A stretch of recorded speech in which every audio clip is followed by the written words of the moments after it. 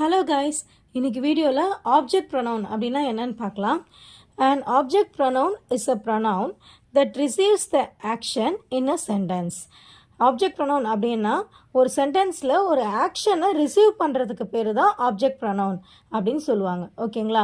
நம்ம already subject pronoun பார்த்தோம். subject pronoun என்ன சொன்னேன்?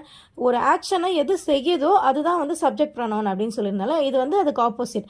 ஒரு ஆக்ஷனை ரிசீவ் பண்றதுக்கு பேர் தான் வந்து object pronoun. It comes after the verb or a preposition. இது எப்பவுமே ஒரு verb இல்லனா prepositionக்கு அப்புறம் தான் இந்த object pronoun வரும். ஓகேங்களா? இப்போ எக்ஸாம்பிள் பாருங்க. She likes him. இப்போ sheன்றது உங்களுக்கே தெரியும், ஆல்ரெடி நான் சொல்லி கொடுத்ததால sheன்றது சப்ஜெக்ட் ப்ரொனவுன்றது உங்களுக்கு நல்லாவே தெரியும்.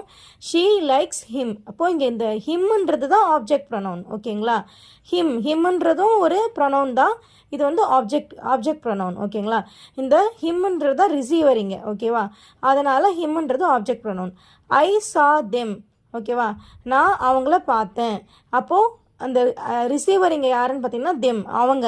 ஓகேங்களா? அப்போ தெம்ன்றது இங்கே object pronoun. Ravi helped me.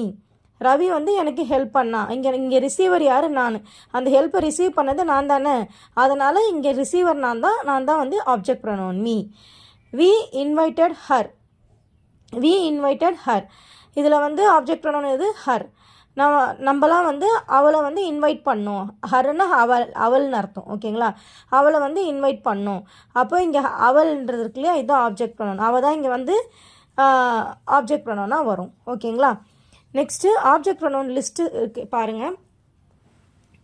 Subject ப்ரொனவுனுக்கு பேராக இருக்க ஆப்ஜெக்ட் ப்ரொனவுன். ஐ வந்து எப்படி மாறும்னு பார்த்தீங்கன்னா மீயாக மாறும்.